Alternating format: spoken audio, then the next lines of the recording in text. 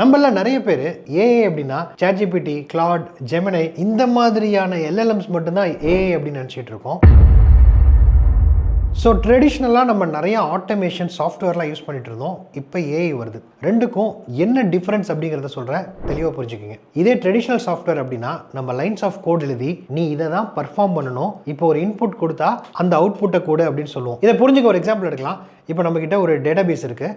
அந்த டேட்டாபேஸில் நிறைய எம்ப்ளாயிஸோட டீட்டெயில்ஸ் இருக்குது அப்படின்னா நீங்கள் ஒரு கோடிங் எழுதி 25 வயசுக்கு மேலே இருக்கிற 50,000 ரூபா சம்பளம் வாங்கிட்டு இருக்கிறவங்க டீட்டெயிலாம் எடுத்துகிட்டு வானா இது சார்ட்டிங் அப்படின்னு ஒன்று பண்ணிவிட்டு யாரெல்லாம் இந்த லிஸ்ட்டில் இருக்காங்க அப்படின்ற எக்ஸாக்ட் வேல்யூ எடுத்துகிட்டு வந்து உங்களுக்கு கொடுக்கும். இதே ஒரு சாட்ஜிபிடி கிட்டேயோ கிளாடு கிட்டேயோ போயிட்டு இந்த மாதிரி ஒரு காமனான query கொடுத்தீங்க அப்படின்னா இது எந்த ஒரு டேட்டாவையும் எக்ஸாக்டாக லுக் பண்ணாமல் அதுக்கு ஆக்சஸ் இருக்கிற மில்லியன்ஸ் ஆஃப் ரெக்கார்டு, அதாவது அவ்வளோ வெப்சைட்டு, அவ்வளோ பப்ளிக் ஃபோரம், அவ்வளோ விக்கிபீடியா எல்லா பேஜஸையும் கோத்ரூ பண்ணிவிட்டு நிறைய இடத்துல என்ன டேட்டா இருக்கோ அதுலேருந்து ஒரு டேட்டாவை ப்ரெடிக்ட் பண்ணிட்டு வந்துட்டு நீங்கள் சொல்கிற ஏஜ் கேட்டகரியில் இந்த ஊரில் இல்லை இந்தியாவில் இவ்வளோ பேர் இருக்காங்க, அவங்க இவ்வளோ சேலரி வாங்குறாங்கன்னு ஒரு ஹை லெவல் டேட்டாவை எடுத்துகிட்டு வரும். ஸோ இதுதான் நம்மளோட கன்வென்ஷனல் சாஃப்ட்வேருக்கும் ஏஐக்கும் இருக்கிற வித்தியாசம். ஸோ இந்த டேட்டாவை நம்ம பார்க்கும்போது இது ரொம்ப எக்ஸ்டென்சிவாக இருக்குது, இது ரொம்ப யோசித்து ரிசர்ச் பண்ணி நமக்கு எடுத்துகிட்டு வருது அப்படின்னா இது கண்டிப்பாக நிறையா ரெக்கார்ட்ஸை போய் டச் பண்ணுது, நிறைய